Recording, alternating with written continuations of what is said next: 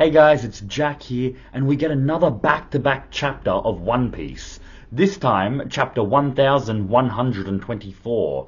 And boy, what a chapter it was. We got a lot of cool interaction, specifically around the Admirals, but we see Vivi make an appearance, we get Lilith awakening, regaining consciousness. We see some stuff with the giants, and we even see a mysterious figure at the end of the chapter that we're going to speculate on. But for right now, let's get right into it, and it starts with Morgans. He's up in his airship with Vivi and Wapol, and they're talking about how they've just recently found out about Vegapunk's message, that the world's sinking. And Morgan, straight away, he wants to start reporting about how, in his own words, make it as bleak and dire as possible, stoke their desperation. He's wanting to install chaos into the One Piece world by, I imagine, printing newspaper headlines about doomsday. The world's going to end. The world's flooding. You guys are going to die. Not in those words. He's not going to tell everyone that they're going to die. But he's definitely going to be painting the picture of the world coming to an end. And it's not going to be very difficult considering the world has just heard Vegapunk's message. But Morgan's wanting to let the world know this by, in his own words, stoking their despair. Stoking their desperation, not their despair. Stoking their desperation to lead to the world's despair.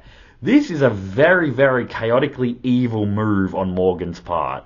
One that, Morgan's has always kind of tipped the scales on both sides of the spectrum, kind of, in terms of, pure evil and stuff like that. Because Oda uses him a lot as a medium to tell us, the audience, what's happening in the One Piece world. So a lot of the times he seemed to be somewhat objective in terms of his neutrality between good and evil. It was kind of hard to get a good read on where he kind of sat on that spectrum. But in this chapter, this is an evil action that he's trying to do. And he does so with absolutely no regard to anyone else. He even speaks about how the sky is his domain. So when this happens, when the world floods, he's going to be the big dog of the new world, essentially. He's going to be the one that holds all the power. And if we're being real, from Morgan's perspective, it's not totally unreasonable. Morgan's controls the newspaper. He controls what information gets out in the One Piece world. And the power of information can never be something to be underestimated.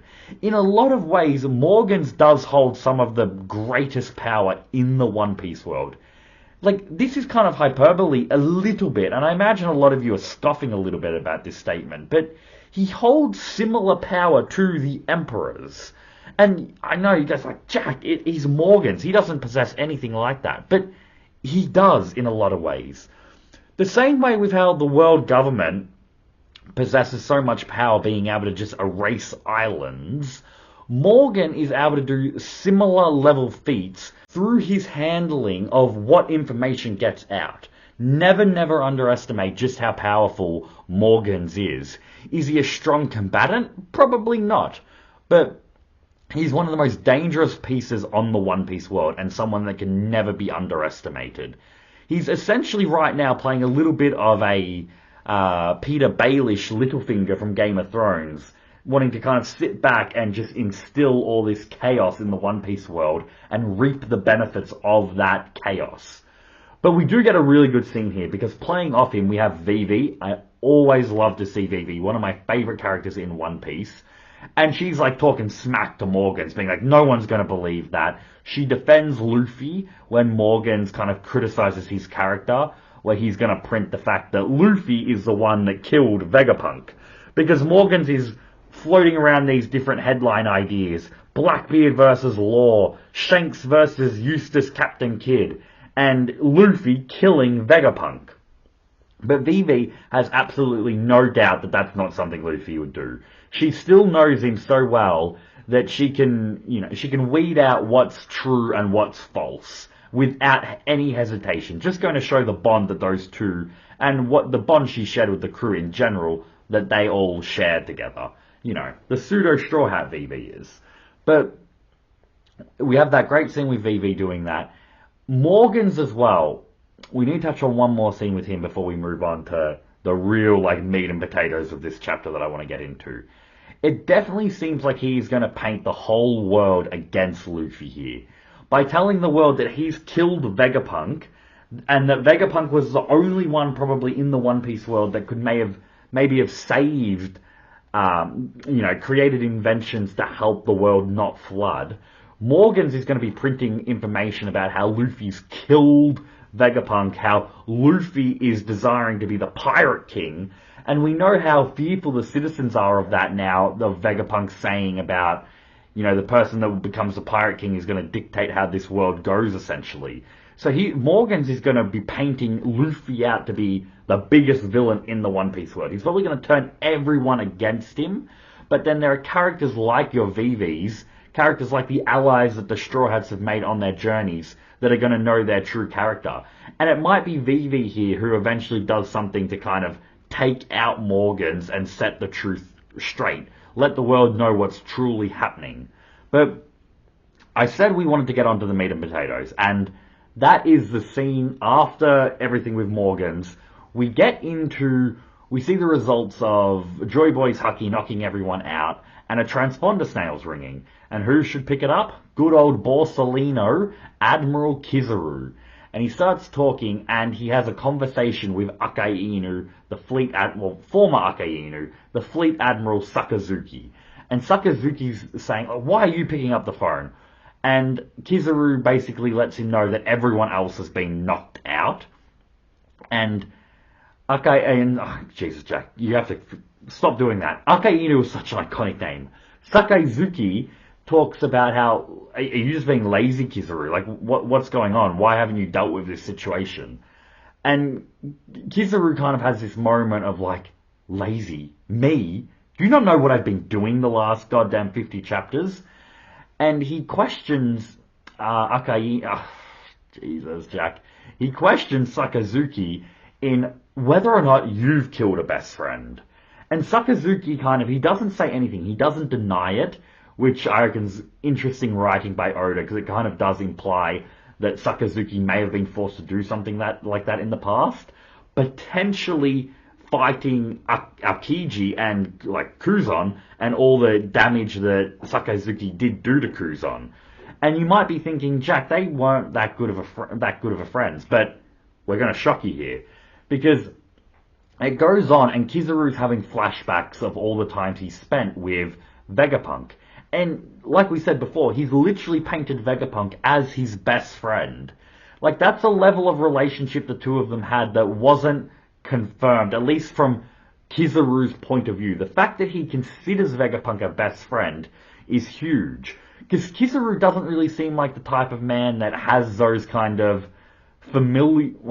not familial, because we'll get into that in a second, but has those type of ties. He definitely seemed like he knew what he was doing on Egghead was wrong, but he seemed to be like, this is the path that I have chosen. I have chosen to go down this path about being an admiral and following my orders, and regardless of friendships, regardless of anything, I'm going to follow those orders out. He seemed to kind of compartmentalize that and he seemed to be having more of a foot in the whole following my orders camp than what we may have actually been able to interpret, because we find out through these flashbacks, Kizaru starts shouting at Sakazuki. He has tears coming down, he has snot coming down his nose. He seems deeply disturbed by what he's had to do at Egghead. And he's shouting at Sakazuki. And he's calling him an ingrate and like, don't you dare question my level of devotion to the Marines. Don't you dare call me lazy. Because this is not the first time, but what I've just had to do on Egghead is one of, if not the hardest things I've ever had to do. I've just had to strike down my best friend, and I'm not going to be questioned by you. And this is where we get a really, really good scene, because Sakazuki says he apologizes. Is that the first time we ever see Sakazuki ever apologize? And he says, I'm sorry, brother, but watch your tone type of thing. Like, he does kind of give a bar back, but apologizing to Borsellino and calling him a brother, like, it opens up a whole new world of what we knew of the admirals. From the moment we got introduced to the three original admirals, and even Fujitora and I've completely blanked on his name, Haramaki. I went to go look it up, and then it came to me immediately. So even Fujitora and Aramaki, I'm really loving. Everyone Oda makes an admiral, I just find so especially captivating, but we never see enough of them for me to be able to be like, you know what, he's in my top 5 favorite characters. So to get more information like this is a godsend, and it opens up a whole new level of depth to Kizaru, a whole new depth to Sakazuki, and potentially a whole new depth to Kuzan as well. Because by Sakazuki referring to Kizaru as a brother, I don't, brother in Japanese can mean a whole different slew of things. Because of all the translation issues to English, by brother, I don't necessarily think he's talking about a biological brother. He seems to be talking more about kind of like what Luffy was with Ace and Sabo. A brotherhood that they formed themselves. Now, to me, that doesn't really make a difference, because we know Luffy thinks of Ace as a brother, even if he's not biologically his brother, he's still his brother. And Sakazuki saying that as well, regardless of their blood ties, definitely believes himself and Kizaru to have some sort of familial bond. And I reckon it would be kind of cool, with Kuzan, whether or not they were brothers as well, whether or not the three of them defined themselves as brothers. I do reckon that Sakazuki and Kuzan may have had a much closer relationship than we initially thought. Because we never thought that Sakazuki and Borsellino considered themselves brothers. We knew that they were somewhat friendly, like when they had their meeting about Borsellino going down to confront Kaido and Big Mom, but there never seemed to be any sort of emotion behind it. We got more of a relationship between Sakazuki and Isho, Fujitora, with how their argument back and forth. That seemed to definitely be a level of comfort there that we just hadn't seen between the other admirals. But it seems like all of them are more close than we initially thought. And Sakazuki as well, by calling him, it's not just the fact that he's called him brother, it's the fact that he's kind of backed down and apologized to Borsellino. Because he's kind of realized, I've done a step too far here, and I'm going to backtrack a little bit, and I am going to apologize to my brother. He didn't deserve that. I should have had more faith in him. And it's just a great scene, because it does show what I already speculated, and I imagine a lot of you did as well, that Sakazuki isn't, totally evil. He's not he's not like a Blackbeard in a lot of ways, or potentially like an Eam Summer type of thing. He definitely seems to be a character that is just ruled by his own absolute sense of justice, which makes him end up doing actions in the story that are incredibly antagonistic and incredibly heartless, and paints him as the villain, which he is. I'm not excusing his actions, but at least we can see that Sakazuki he's not so cold-hearted and shut off that he would, 1, apologize to someone that he respected, and 2, have care for someone that he considers a brother. And with the Kuzan thing, just the fact that Borsellino did question Sakazuki on having to ever kill a best friend, the fact that we don't see a yes or no answer does make me think that Sakazuki, once in the past, did have to fight someone he considered a best friend, and potentially kill them.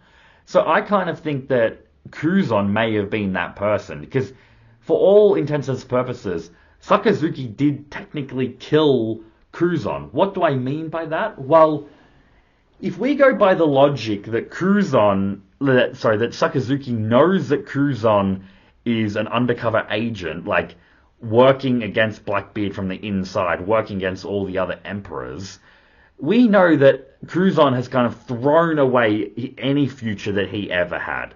Any future about coming back to the Marines, anything like that. By doing that type of potential mission, because once again, it's potential, it's all headcanon, that Kuzan will, like, this mission will most likely result in his death. And it's probably if this is going in my headcanon way, Sakazuki that's kind of not ordered him to do it, but agreed on Kuzan to go and infiltrate Blackbeard. So he's essentially kind of signing his death sentence in a way. Now, we could be completely wrong. They could have been, like, just rivals and Sakazuki just beat him and fucking Kuzan fucked off. That could have happened, but I do like to think that they kind of came to some sort of understanding at the end of their fight.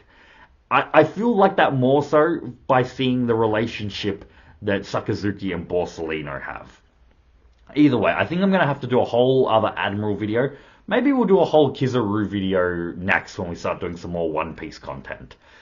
Because I should stop there. Tonight's video was supposed to be a Bleach video, but thanks to the recent chapter coming out, that's been moved back. So anyone who's just on this channel for Bleach content, don't worry, tomorrow will be a Bleach video. But after that, I might look into doing a Kizaru video. That would be very, very interesting, I reckon. But we go, after the Sakazuki Kizaru scene, we end up going to the Giant's ship and the Sunny. We see that Jinbei, Frankie, and Zoro on the Sunny, while the rest of the crew are on the Giant ship. We get Zoro doing an interesting line here. He tells, because we find out, the audience that is, finds out that Luffy isn't handling the fact that Vegapunk, the stellar body at least, died. Because Luffy promised to get him off the island, and he failed at that. So he's taking that to heart and being quite depressed over it, which makes sense. We know how Luffy responds to failing someone that he promised not to fail. Things like his crew, things like Ace and stuff like that. And Zoro's commenting on the fact that Luffy's now an emperor and he's getting upset over the death of an old man. Now, it sounds very heartless, but I think that's Zoro kind of giving Luffy some tough love. Like, he kind of knows that Luffy has to grieve, if we want to use those words, but he thinks that, you know, you're the emperor now, you can have these emotions, but you need to get over it quicker than this, because you need to be leading all of us. You need to be, you know, setting the example. So, just Zoro giving Luffy some tough love. Well, not giving Luffy, because he's not talking to Luffy directly, but letting us, the reader, know his opinions on what's currently transpiring. And that's just Zoro fulfilling his vice captain duties, his best man duties that he's been doing from day one. Whether it was from Usopp and, you know, laying down the law to Luffy there, telling him what needs to happen, that you're the captain, to on Punk Hazard, where he tells Luffy to get his head in the game. When Luffy is ever kind of, because we don't ever really see Luffy doubting himself or, like, depressed or moody or anything like that. But when he does get like that, Zoro steps up and he does his part as a best man should. A best man? Did I say that before as well? I meant a first mate should. Jesus, Jack. But if Luffy got married, we know Zoro would be the best man anyway. But we get a scene in the giant ship. We get a really good size comparison because the Straw Hats are all up on the giant's couches of their ship. And the couches are massive, and the Straw Hats are like these little ants on the couches, which I reckon is really, really great art there by Oda. It's going to be interesting when we get to Elbaf, when we see all the giants. Because size in One Piece sometimes goes all over the place, especially in the anime. So to have them having to focus more on, you know, size comparisons, I reckon is going to be an interesting challenge to Oda. A challenge that I know, though, that he's going to hit out of the park. I can't wait to see the different, not just the giants, but the architecture, the plants, the vegetation, all the different aspects of Elbaf. I can't wait to see what that's all going to look like. But we see Lilith waking up, and this is an important scene. It's important for Luffy's mental health here, because through Lilith, she comes up and tells us that Luffy, you didn't fail on your mission, Because the cell body may have died, but I'm Vegapunk. I'm essentially all of them, and all of them are me in a way. So you did get me off that island. You did succeed in your mission. And that cheers Luffy up, and he ends up going back to his jovial self. Before this, Chopper was joking about how he's only been able to eat 3 bushels of giant grapes, and that's how he knows he's depressed. So imagine now that he's, back to his usual self, he's going to be eating the giants out of freaking all their food supplies, probably instantly. We know what Luffy can be like when he's binging food. Sorry guys, I just got a massive, or massive's the wrong word, I just got a really, really loud bit of thunder that lasted for ages. And now it's starting to pissing down with rain. So if we can hear that in the background, please try to ignore it. There's not much of this video left. I'm not going to make it too long. And I will do a little bit of a sidebar here. If you guys are regulars to my videos, you'll realize there haven't been any photos. Unfortunately, and I'll probably preference this in my videos going forward as well, the next week of videos, I'm going to actually... I did a community post about maybe only doing like 3 videos. I'm going to try to do more than 3. I'm going to try to do my daily upload schedule. I'm just not going to include photos in it. So the few cuts that I do in my videos, I'll fix them up, and then I'll do a thumbnail and stuff, and I'll chuck the video out to you guys. Because I just don't have time to be going and getting photos and putting it all in. It adds a few extra hours that I really need to be using to go towards studying and go towards doing assignments and work and just... my life is way too busy at the moment. So I really do apologize for that, guys. I hope it's not too off-putting. Like, I only usually do 15 to 20 photos type of thing, so I hope it's not too much of a change. But we get the Lilith scene. We find out that she's hungry now that she's not connected to York. I completely blanked on her name there. And I reckon, like, we kind of see Lilith being a lot more, like, happy kind of thing. Usopp even questions, like this is the Vegapunk of death and destruction and doom. And I think it's because potentially that she's not connected to the aspect of greed of Vegapunk anymore. That her, evil mannerisms, evil tendencies may have gone down a little bit and made her more mellow, if you will. But we see her comforting Luffy, which is that's a great scene if Lilith is going to be the next Straw Hat. I'm a little bit on the fence on whether or not I like her being a Straw Hat, but if she does decide to join, little moments like that about being able to cheer up her captain, knowing what to say, I reckon's a great character development scene for her that makes me more glad to potentially see her on the crew. But it basically wraps up with the Straw Hats with the giants in the ship, and they're all celebrating. They're talking about, Luffy's talking about, I'm going to be king of the pirates. That's what I've wanted since day one, and all this type of stuff. There's a big celebration because they're all going to Egghead. There's a great scene of Robin. She's like squeezing Chopper really tight, saying, I might get to see Soul again, which was really cute. And then on the larger image of it all, we see the whole, well, not the whole crew, but a big majority of the crew and the giants and stuff like that. We specifically see a really nice scene of Robin as well. She's sitting up at the front. Nothing like extravagant or anything, but I just really like the way Oda has drawn her in that scene. But that wraps up this chapter review, other than 2 things that we need to touch on. One is, what has happened with Saturn? We know that he's still on Egghead. Are we going to see more from him, or is that going to be something that, like, in 30 chapters we flash back to see what happened? Because, like, next chapter, are we going straight to Elbaf now, or is it in between going to be things like Saturn and other things going around on the world, like with Morgans? So, don't know yet. I probably reckon, like Oda usually likes to do in between arcs, I imagine we might go back to Saturn and then maybe switch around to a few different things of the world. Maybe Caribou being with Blackbeard, potentially. That might be a bit quick, though. But maybe some stuff with Law as well. Maybe going back to Doflamingo in the prison and stuff like that. I imagine we'll have a few cuts before we get into Elbaf. I imagine that will be in a few chapters. But the next kind of scene that really does focus on the Straw Hats, they definitely are going to be at Elbaf. And we're going to get into everything there. But the very final scene of the chapter, we see an unknown figure silhouetted, and he's at Elbaf, and he's like waiting for the Straw Hats to come. And who is this silhouette man, you ask? Now, I've seen, because he definitely didn't seem to be a giant. He definitely seemed to be a regular-sized person. I've seen a lot of people speculate that it's Scopacabon, which I like the idea of, because it can't. There's not many characters left that haven't been like introduced. Like the mysterious characters that we're just waiting on. Two of the biggest ones, and they've been the biggest ones for the longest time, have been Scopacabon and Shiki. Now, I don't think it would ever be Shiki, because I don't think, like, this is Shanks' island. I don't think that Shiki, given the fact that he was an enemy of Roger, would be close enough with Shanks to, just be chilling on his island.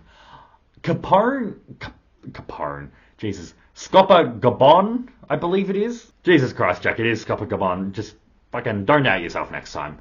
But lots of people think he was the character that was meeting with Crocus back on that cover page way back when. I can't even remember the chapter off the top of my head. But we see him in silhouette talking to Crocus. He had blonde hair in this. So a lot of people speculated that it may have been Shiki. But Gabon would make more sense because him and Crocus were allies. They were crewmates. So it would make more sense that he was the one talking to Crocus. Now, with the hair, that doesn't matter much because we know from the coloured manga to the anime to what they're supposed to look like, all kind of changes. We all know how Jozu and Marco used to look. We know that Robin, as well, has looked different than what she was meant to look like. So it's not too outrageous to think that, they've just got the colour palette wrong there. The spiky ponytail does kind of resemble Scopacabon as well. So I really kind of do like the idea that it's him that's waiting for them. Because we need to know what happened to the Roger crew. We know they disbanded, but we need to know specifically what happened to all their important members. We know Rayleigh, Shanks and Buggy and Crocus. We know what happened to Odin. We need to know what happened to what is essentially Roger's third kind of, Yonko commander. So I'd really love it if it was him. But let me know down in the comments, guys. Who do you think that it could be? Let me know if you think it would be Scopacabon or if it would be someone else. But I've been Jack Cypher. It's been my pleasure deciphering this most recent chapter of One Piece. More of a shorter video than recently. I will have to say the videos going forward this week may be a little bit shorter. Who knows, that might actually be a comfort to a lot of you guys. I know I do some mammoth videos that are sometimes hard to digest all in one go. So, once again, let me know down in the comments if you prefer seeing 20-minute videos rather than, 45, 50-minute videos. But guys, I've had a lovely night. I've had a lovely night. I hope you've had a lovely night. I've definitely had a lovely night. But have a good one. I'll see you in tomorrow's video, hopefully. I definitely should be, maybe not, who knows. Need to see where I am with work. But it'll be a Bleach video. If you guys have any recommendations about what you want a Bleach video to be about, let me know down in the comments. But have a lovely night, guys. Cypher out.